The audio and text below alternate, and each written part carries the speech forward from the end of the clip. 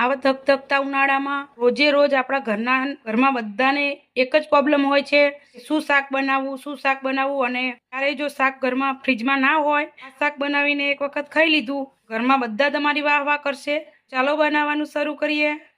જય શ્રી કૃષ્ણ, સ્વાગત છે તમારું આરબી ઠાકોર કુકિંગ ચેનલમાં. તો આજે આપણે બનાવીશું એટલું બધું ટેસ્ટી શાક કે તમને પંજાબી શાક પણ બોલાડી દેશે. એના માટે મેં અહીંયા લઈ લીધા છે સિંગદાણા. આજે આપણે સિંગદાણાનું શાક કરીશું, જે ઝટપટ બની જાય છે. અને અત્યારે ઉનાળામાં આપણે શું શાક કરવું એની ટેન્શન હોય છે, તો ઘરમાં કંઈ શાક ન હોય તો આ શાક જરૂરથી બનાવજો, બધાને ઘરમાં બહુ જ ભાવશે. અહીંયા મેં સિંગદાણા કાચા જ લીધા હતા અને 2 ચમચી તલ, બંનેને આ રીતે દરદરા પીસી લીધા છે, તમે જોઈ શકો છો. અહીંયા ટમેટાનો પાવડર લીધો છે, ટમેટા સૂકવી અને એનો પાવડર કરી લીધો છે. ડુંગળીને પણ એ જ રીતે સૂકવી અને પાવડર કરી લીધો છે, એ પણ 2 ચમચી છે. 1 ચમચી ટમેટાનો પાવડર છે, લાલ મરચું છે, ચણાનો લોટ 1 ચમચી, 2 ગાંઠિયા લસણ ફોલી લીધું છે. તો ચાલો આપણે ફટાફટ શાક બનાવી લઈએ. અને આ શાક બનાવતા કંઈ વાર નથી થતી, 15 થી 20 મિનિટમાં શાક બનીને તૈયાર થઈ જાય છે. કઢાઈમાં આપણે 2 પાવરા તેલ ગરમ થવા મૂક્યું છે. આપણું તેલ ગરમ થાય ત્યાં લગી આપણે એક મસાલાની પેસ્ટ બનાવી લઈએ. મસાલાની પેસ્ટ બનાવવા માટે અહીંયા મેં હળદર, ધાણા જીરું અને સ્વાદ પ્રમાણે મીઠું લીધું છે અને મરચું લીધું છે. આપણે એમાં પાણી નાખી અને પાતળી પેસ્ટ બનાવી લઈશું.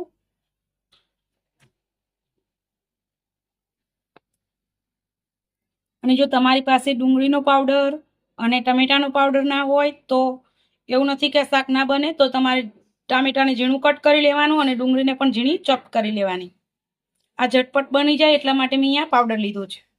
ઓલામાં થોડીક આપણાને વાર થાય, પણ ના હોય તો તમે એ રીતે પણ કરી શકો છો. આપણે જે ટામેટાનો પાવડર લીધો છે એને પણ આપણે આમાં પલાળી દઈશું અને ડુંગળીના પાવડરને અલગથી પલાળીશું. બંને પેસ્ટ આપણી તૈયાર છે, તમે જોઈ શકો છો.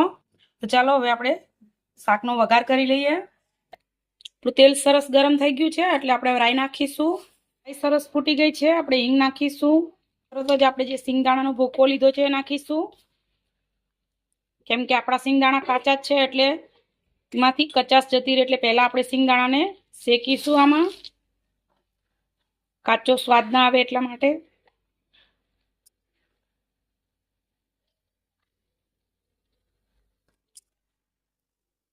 તમારે જો તૈયાર ખારી સિંગ આવે એ લેવી હોય તો એ પણ લઈ શકો છો. જોઈ શકો છો એકદમ સરસ આપણી સિંગ શેકાઈ ગઈ છે. સિંગ શેકાતા વાર નથી થતી એટલે ઝટપટ કરવાનું છે, નહીં તો સિંગ બળી જશે તો કડવો સ્વાદ આવશે. અહીંયા આપણે જે 1 ચમચી ચણાનો લોટ લીધો છે એ પણ આપણે એમાં નાખી દઈશું, કેમ કે એ છે એટલે એની કચાશ જતી રહે.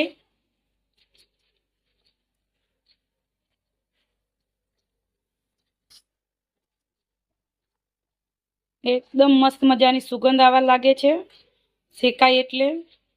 ચણાનો લોટ સરસ શેકાઈ ગયો છે. હવે આપણે જે લસણ વાટીને રાખ્યું છે નાખી દઈશું. મેં કચરું વાટ્યું છે, જો તમારે ઝીણી પેસ્ટ કરીને લેવી હોય તો પણ લઈ શકો છો.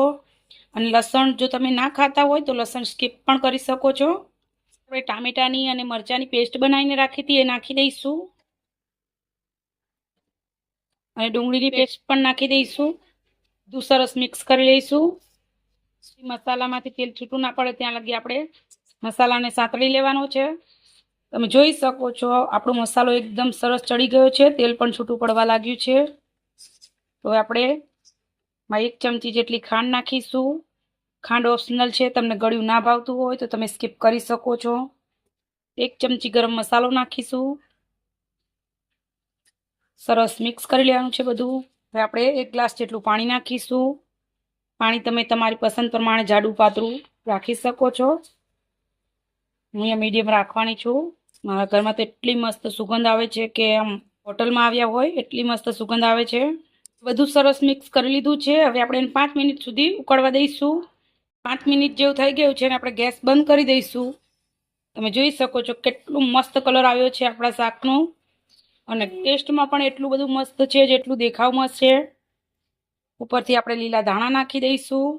ગરમા ગરમ શાકને આપણે સર્વ કરી દઈશું. તૈયાર છે આપણું એકદમ ટેસ્ટી એવું ચટાકેદાર સિંગદાણાનું શાક. 15 થી 20 મિનિટમાં બની જાય છે અને ટેસ્ટમાં તો એટલું બધું મસ્ત છે કે જો તમે એક વખત આ શાક બનાવી લીધું તો અઠવાડિયામાં 2 થી 3 વાર આ શાક જરૂરથી બનાવશો. તમે પણ એક વખત આ રેસીપી જરૂરથી બનાવજો અને જો તમને મારી આ રેસીપી ગમે તો લાઈક, શેર ને સબસ્ક્રાઇબ કરવાનું ભૂલતા નહીં. આવજો ને જય શ્રી કૃષ્ણ.